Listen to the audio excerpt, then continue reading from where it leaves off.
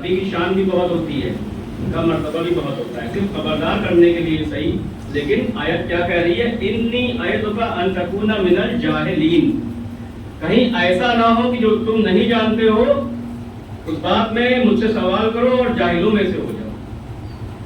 پروردگار عالم نے علم کا اعلان کیا، جناب نوح کو مستجاب الدعوات بنایا، سلسلہ یوں ہی علم کا آگے بڑھتا رہا۔ اس کے بعد جناب داؤد کا ذکر آتا ہے، ان کو کس بات کا علم دیا؟ علمناہ صنعا من لبوس، یعنی انہیں زرہ بنانے کا حکم دیا، علم دیا۔ وہ اس کمال کو جانتے تھے کہ وہ سخت جو میٹل ہوتا ہے اسے موم کی طرح پگھلا کر اس سے زرہ بنا لیا کرتے تھے، یعنی علم کا بھی اعلان کیا اور اس کے ساتھ کیا کہا کہ میں نے زرہ بنانے کا علم دیا، میرٹ بھی بتائی، صفت بھی بتائی کہ اس بات، یعنی یہ بھی بتایا کہ علم دیا اور یہ بھی بتایا کہ معلوم کیا ہے، دونوں بات کا اعلان کیا۔ اس کے بعد سلسلہ بڑھا، جناب سلیمان کے علم کا جب اعلان ہوا تو کیا ہوا؟ جناب سلیمان کہہ رہے ہیں قرآن مجید میں، یا ایھا الناس، اے لوگوں،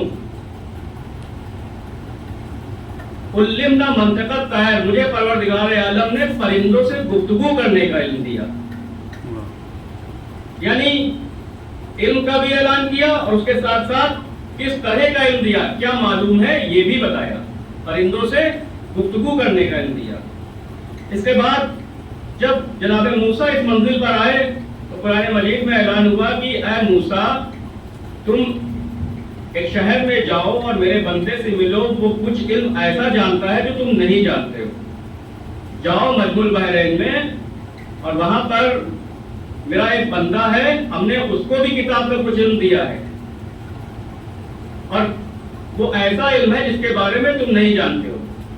تو یہاں سے ایک اسٹینڈرڈ سیٹ ہو گیا کہ پروردگار عالم جب سلسلہ نبوت اور ان کے علم کا اعلان کر رہا ہے تو سب کے ساتھ علم کے اعلان کے ساتھ ساتھ کیا معلوم ہے اس صفت کو بھی بیان کرتا جا رہا ہے۔ اس کے بعد جناب عیسیٰ کا واقعہ ہے، وہ آپ کے سامنے ہے کہ سب انہیں خدا کا بیٹا ماننے لگے تھے، تو جناب عیسیٰ نے بھی عاجزی ظاہر کی کہ پروردگار جو کچھ تو نے بتا دیا ہے صرف میں وہی جانتا ہوں اور میں حد سے تجاوز کرنے والا نہیں ہوں۔ اس کا مطلب یہ ہے کہ پروردگار عالم نے جب اپنے خلیفہ اور سلسلہ نبوت کا آغاز کیا اور آغاز سے انجام سے پہلے آنے تک سب کو کیا دیا؟ سب کو علم دیا، یعنی اب جب خلیفہ اللہ کا، خلیفہ الہی اس دنیا میں آئے گا تو وہ اس بات کا انتظار نہیں کرے گا کہ وہ یہاں آ کر علم لے۔ یہ ہماری اور آپ کی صورت ہے کہ ہم لوگ من بطون امہاتکم لا تعلمون شیئا، اس مانند اس دنیا میں آئے ہیں ماں کے شکم سے کہ ہم کچھ نہیں جانتے ہیں، لیکن جب خلیفہ الہی کا انتخاب ہوگا تو پروردگار عالم اسے زمین پر باکمال بنا کر بھیجے گا اور باعلم بنا کر بھیجے گا۔ وہ اس بات کا انتظار نہیں کرے گا کہ وہ یہاں آ کر ماں اور والدین کے ذریعے تربیت حاصل کرے اور اس کے بعد باکمال بنے۔ اس اللہ کے عزت محمد اللہم صلی علی محمد و آل محمد۔ اب اعلان پیغمبر ختم مرتبت ہونا ہے، ختم مرتبت ہونا ہے تو پروردگار عالم ڈائریکٹ اعلان نہیں کر رہا ہے بلکہ کیا کہہ رہا ہے؟ عندہ مفاتیح الغیب، اے لوگوں تم مجھے پہچانو، میں چھپا ہوا خزانہ ہوں، یعنی تم ایک خزانے کو نہیں جانتے ہو، میں چھپا ہوا خزانہ ہوں۔ اب یہاں پر پروردگار عالم اپنے علم کی بات کر رہا ہے، اپنے کمال کی بات کر رہا ہے کہ میں چھپا ہوا خزانہ ہوں۔ ہم اور آپ ایک خزانے کو نہیں جانتے، پروردگار عالم چھپا ہوا خزانہ ہے، اب اسے کون پہچانوائے گا؟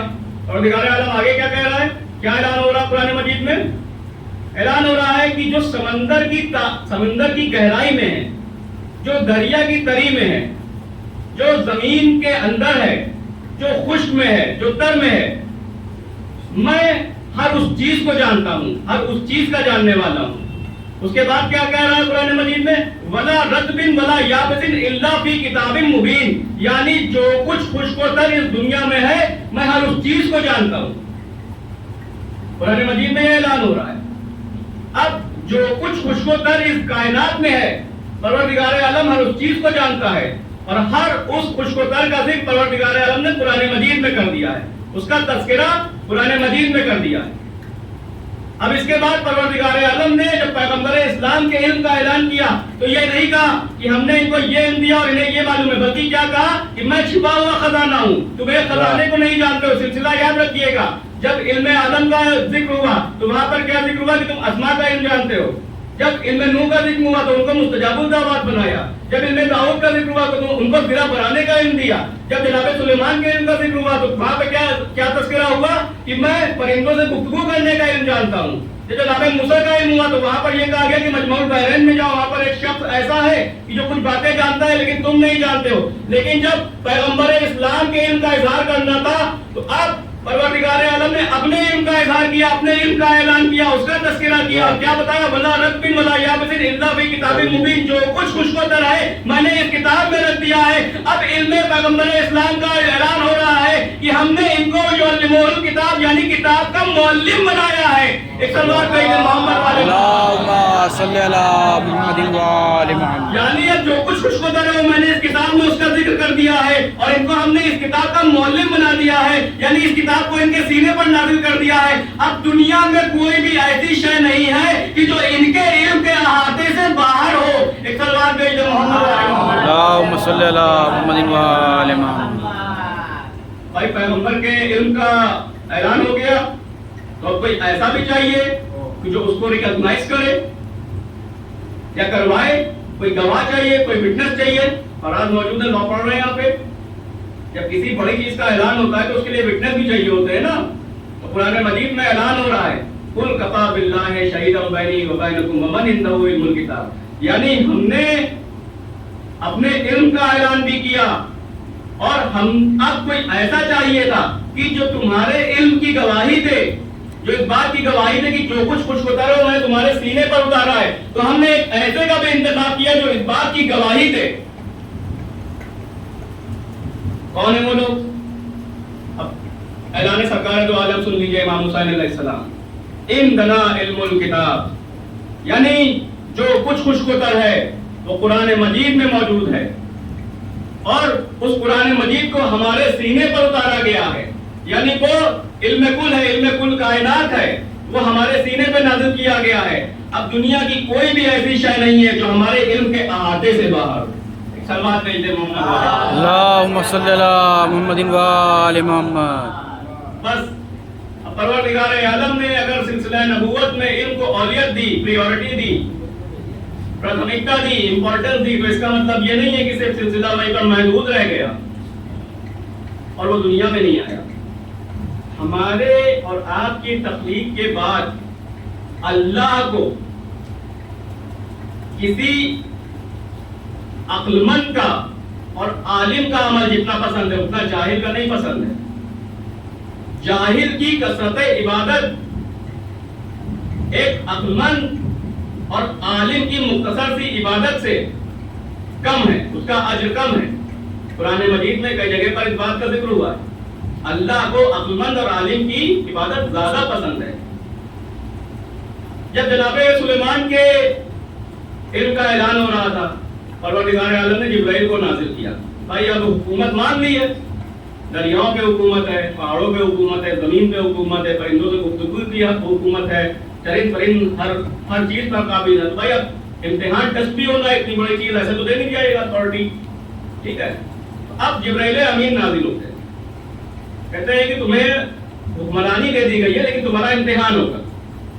انہوں نے سوال کیا کہ پروردگار عالم نے تمہارے لیے 3 چیزیں بھیجی ہیں، ان میں سے تمہیں ایک چیز انتخاب کرنا ہے۔ کیا بھیجا ہے؟ ان 3 چیزوں کا حوالہ جبرائیل امین دیتے ہوئے کہتے ہیں کہ پروردگار عالم نے تمہارے لیے علم بھیجا ہے، حکومت بھیجی ہے اور دولت بھیجی ہے، اس میں سے تمہیں ایک چیز کا انتخاب کرنا ہے۔ اب یاد رکھیے کہ جناب سلیمان حکمران بعد میں، حاکم بعد میں، نبی پہلے ہیں۔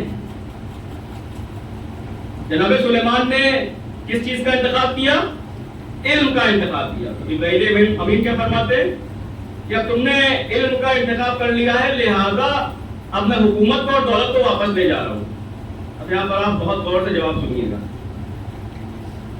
اس وقت حکومت اور دولت نے یہ کہا کہ جس وقت پروردگار عالم نے علم کو خلق کیا تھا اس وقت سے ہم علم کے پیچھے پیچھے چل رہے ہیں. یعنی دولت اور حکومت علم کی تابع ہے اور علم کے پیچھے پیچھے چل رہی ہے. اس لیے علم لے لو, حکومت اور دولت خود بخود تمہارے پاس آ جائے گی. ایک سلوات بھیج جاؤں. اللہم صلی علی محمد و آل محمد. ایک واقعہ نقل کرتا ہوں, یہ ایک میسج بھی ہے, پیغام بھی ہے سبھی کے لیے. جب پروردگار کو خوش کرنے کے لیے کوئی بھی قوم کوئی گفٹ یا کچھ اسے پریزنٹ کرنا چاہتی ہے تحفے کے طور پر, کیا کرتی ہے؟ بھائی مثال کے طور پہ مسلم ہے, مسلمان ہے, راضی کرنا ہے رب کو, خوش کرنا ہے گاڈ کو, بھگوان کو, ہے نا. تو مسلمان جو ہے اچھی سے اچھی مسجد بنواتے ہیں, گولڈ پلیٹڈ, اس کا جو ٹام ہوتا ہے گنبد گولڈ پلیٹڈ ہو, خوش ہو جائے گا, اللہ خوش ہو جائے گا. ہندو بہترین مندر ہے ساؤتھ میں, آپ دیکھیں رامیشورم ہے, دیکھیے آپ کتنا سونا لگا ہوا اس میں. ابھی یہاں جائیے, آپ دہلی میں جائیے, دہلی میں آپ دیکھیں گے گجرات کے سومناتھ مندر بڑا سونا لگا ہوا ہے. خوش کیا ہے صاحب؟ گاڈ کو خوش کرنا ہے, تحفہ دینا ہے. کرسچنس کیا کرتے ہیں؟ چرچز بنواتے ہیں. ایک قوم ہے یہودی, کوئی مجھے بتا سکتا ہے کہ یہودی کیسے خوش کرتے ہیں گاڈ کو؟ کیا بنواتے ہیں؟ ان کا جو ٹیمپل ہوتا ہے اسے کیا کہتے ہیں؟ سیناگوگ. سیناگوگ بنواتے ہیں.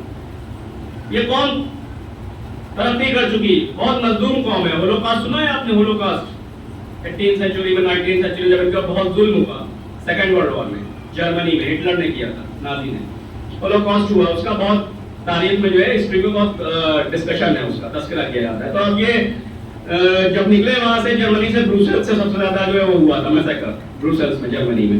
تو اب یہ نکلے تو ان کے لیے ایک ملک قائم کیا گیا. کیا نام دیا گیا اس کو؟ اسرائیل.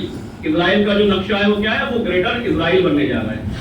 تو قوم پہنچی کہ ہم مغلوب ہو گئے تھے, مظلوم ہو گئے تھے, اب ہم مائگریٹ ہوئے, یو ایس میں آئے, یو کے میں گئے بسے, ہم نے بہت ترقی کر لی ہے, بزنسز کو ہولڈ کر لیا ہم نے. اور جو ایون یو ایس کی کانگریس مین ہے, وہاں کے سینیٹرز ہوتے ہیں نا, 50 اسٹیٹس ہیں, ہر اسٹیٹ سے 2 سینیٹر, 100 سینیٹرز ہیں کانگریس میں. کانگریس جو مین ہیں ان کے اندر جو لابینگ ہے, گروہ بندی جسے آپ بولتے ہیں, ہمارے یہاں انجمنوں میں زیادہ ہوتی ہے, تو ایسے سمجھ سکتے ہیں. تو وہ لابینگ جو ہے نا اس میں کانگریس مین میں, ان میں بھی ان کا بہت ہولڈ ہے, جیوز کا, جیوش کمیونٹی کا. وہ جیوش جوئنزم تو ٹھیک ہے, لیکن جو اس کا ایک جو پولیٹیکل جو ونگ ہے دیٹ از زیونزم, وہ خطرناک ہے. وہ تخلیق کی وجہ اسرائیل کی اور ساری پرابلمس کی. تو اب یہ پریسٹ کے پاس پہنچے, اپنے پجاری کے پاس. انہوں نے کہا کہ ہمیں گاڈ کو خوش کرنا ہے, ہم نے بہت ترقی کر لی ہے. تو دیکھیے ہمارے یہاں اگر جایا جائے تو ہمارے یہاں فوراً بتا دیا گیا, ہاں ٹھیک ہے مسجد بنوا دو, اچھی سے اچھی, شاندار. وہ چالاک تھا پریسٹ. قوم پہنچی, اس نے کہا گاڈ کو خوش کرنا ہے. کہا کہ دیکھو ایسا ہے, اگر تم گاڈ کو خوش کرو گے اور تم اگر سیناگوگ بنواؤ گے, سیناگوگ بنواؤ گے, اس میں تم ہیرے جواہرات لگواؤ گے, تو ہیرے جواہرات سے گاڈ خوش نہیں ہوگا. کیوں؟ ابھی آپ گوگل کریے گا کہ کون سے پلینٹ سے جو ہیرے جواہرات کی, ہیرے کی طرح ہیں, تو آپ کو پتہ چلے گا نیپٹون اور یورینس جو پلینٹس ہیں ان کی کنڈیشنز اتنی ایکسٹریم ہے, اتنے ہائی ٹمپریچر پہ ہیں کہ وہ کاربن آئٹمس کو کبھی بھی ڈائمنڈ میں کنورٹ کرنے کی صلاحیت رکھتے ہیں. اور کوئی بھی کاربن آئٹم جب زمین کے اندر تہ پہ جاتا ہے 200-300 فٹ کے نیچے, تو اتنی کنڈیشنز ایکسٹریم ہوتی ہے, ہائی ہوتی ہے ٹمپریچر کی, کہ وہاں پر وہی کاربن آئٹمس کنورٹ ہو جاتے ہیں ڈائمنڈ میں.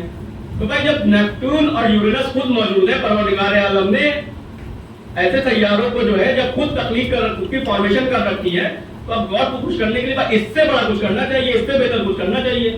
تو قوم نے کہا کہ بھائی کیسے خوش ہوگا گاڈ؟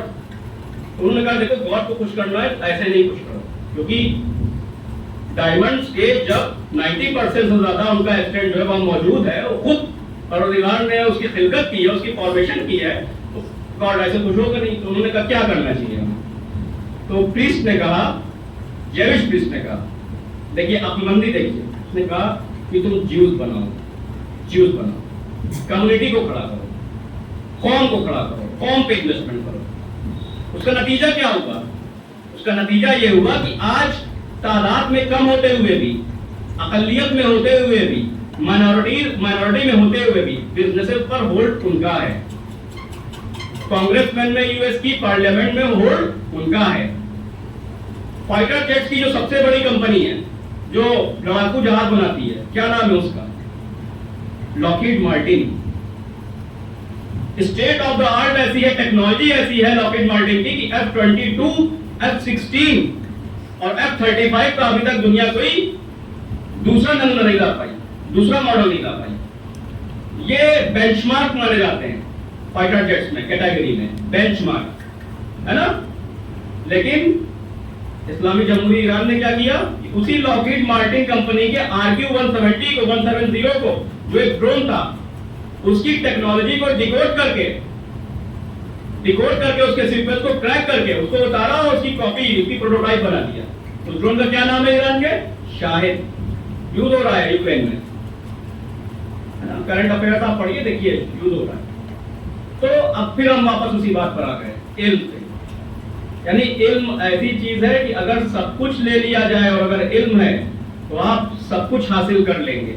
لیکن اگر سب کچھ دے دیا جائے، علم نہیں ہے، تو آپ کا سب کچھ ملنے کے باوجود بھی سب گوا دیں گے. ایک سلوات بھیجیں محمد اللہم صلی علی محمد و آل محمد. بس عزیزان محترم، انسان کے لیے جو سب سے بڑا زیور ہے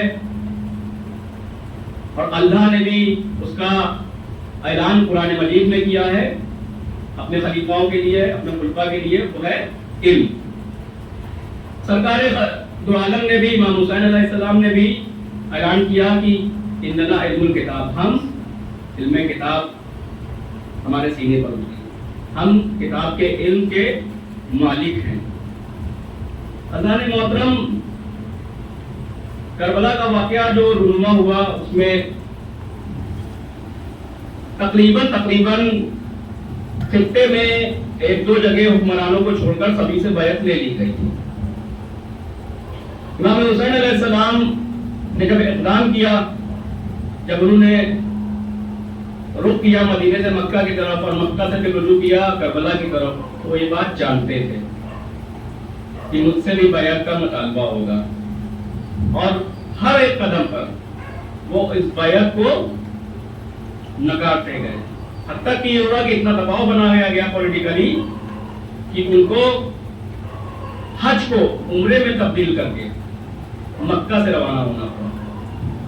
اور 2 محرم کو ایک چھوٹے سے قافلے کے ساتھ امام حسین، امام مظلوم کربلا کی سرزمین پر وارد ہو گئے.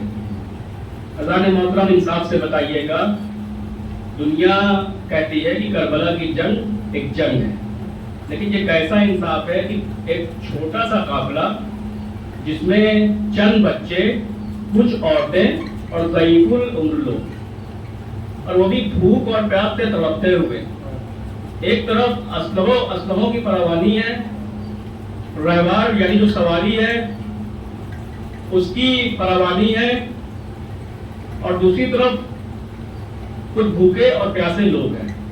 عزیزان محترم، دنیا جانتی ہے کہ کربلا کے ان 72 سرفروشوں نے اسلام کی رگوں میں اپنا خون جگر دے کر رسول اللہ کی 23 سالہ محنت کو، ان کے روشن چراغ کو بچایا.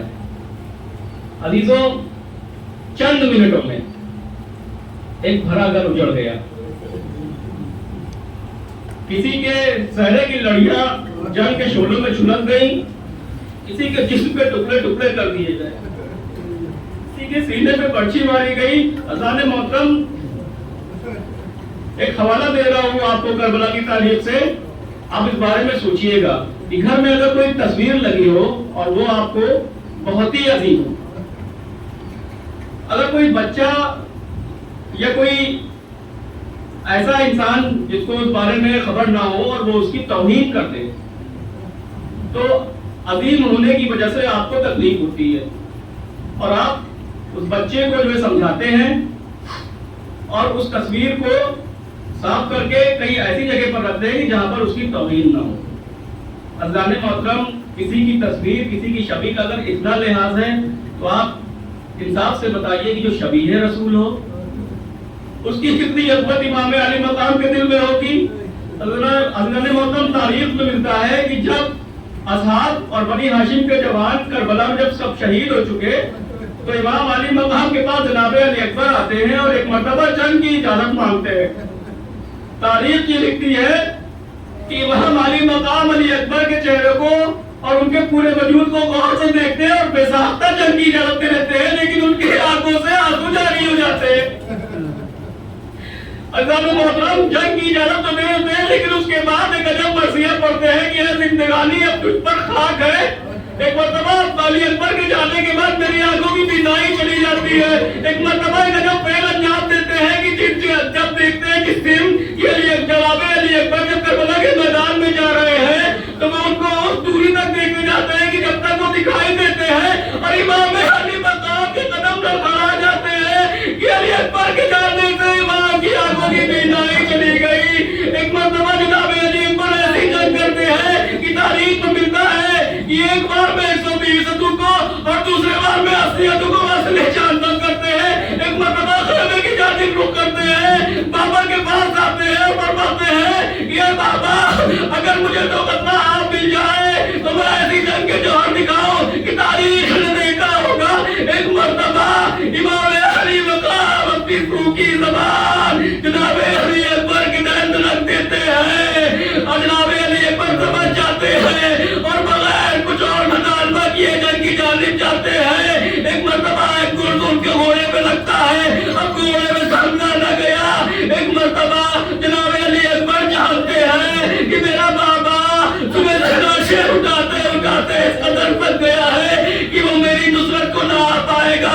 नुसरत के लिए आवाज नहीं करते, बल्कि जब आप सलाम करते हैं एक अजब सलाम, या बताओ अलैका मिन्नी सलाम। अज़ान मोहतरम शरीयत में इस सलाम का जवाब देना वाजिब नहीं है, क्योंकि जनाब अली अकबर जानते हैं कि मेरे बाबा की कमर कमीदा हो चुकी है, वो मेरी नुसरत को ना आ पाएगा। जनाब अज़ान मोहतरम यहाँ पे एक जुमला कहना चाहता हूँ कि जो सुबह से लाशें उठा रहा हो, जिसने लाशें उठाया हो, उनके बेटे का लाशा उठाया हो, उसने अपने जवान बेटे का लाशा ना उठे। एक मर्तबा इमाम अली मकाम लाशे के करीब आते हैं, बच्चों को इमदाद के लिए बुलाते हैं। एक मर्तबा बच्चों की नुसरत से खैमे का रुख करते हैं, लाशा लेकर खैमे की जानिब चले हैं। अब करीब आते हैं तो बीबियां खैमे से निकल आती हैं, बीबियां हल्का बना के गिरिया करती हैं। जनाबे कुछ देर में देखती है कि सभी तो आ गई है, लेकिन बीबी उम्मे लैला लाशे के करीब नहीं आई है। जनाबे ज़ैनब जनाबे फिज़ा से फरमाती है कि फिज़ा जाओ देखो कि उम्मे लैला यहाँ क्यों नहीं आई। एक मर्तबा जनाबे फिज़ा खैमे के अंदर जाती है तो एक अजब फेल देखती है कि जनाब उम्मे लैला खैमों की कनातों से टकरा रही है। जनाब फिज़ा कहती है कि चलिए अली अकबर का लाशा आ गया है। उम्मे लैला फरमाती है अली अकबर के जाने से मेरी आंखों की बीनाई चली गई है। वाह मज़लूमा फ़यालमुल लज़ीना ज़लमू अय्युहल क़ल्बी यंक़लिबून। कलेजा मिया निकल आया नी के साथ, कलेजा मिया निकल आया। अजीब वक्त पड़ा है हुसैन पर रन में, ज़ईफ़ बाप उठाए जवान का लाशा। कलेजा गया बाहर लहू बलने लगा, तड़प तड़प के जवाए एड़ियां रगड़ने लगा। हुसैन मलते रहे हाथ, मर गया बेटा। हुसैन मलते रहे हाथ, मर गया बेटा।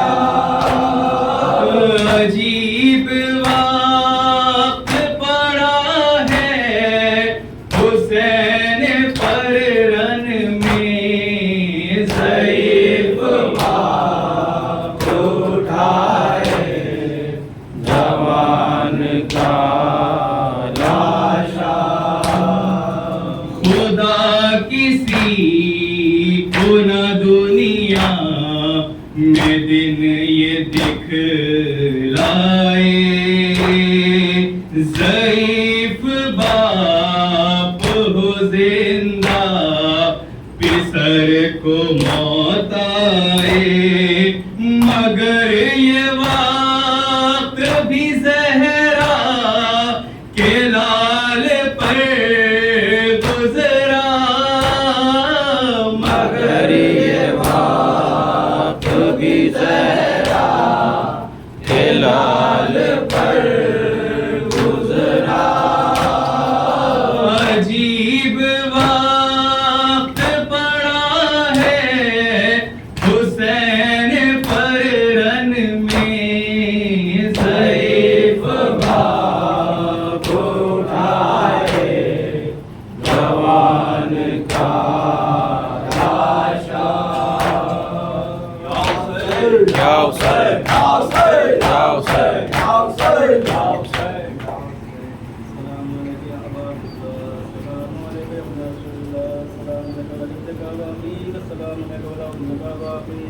السلام عليك يا علي المرتضى السلام عليك يا فاطمة الزهراء السلام عليك يا عبد المجتبى السلام عليك يا عبد القلب العباس السلام عليك يا عبد الشهداء السلام عليك يا المستقيم جميع شهداء كربلاء ورحمة الله وبركاته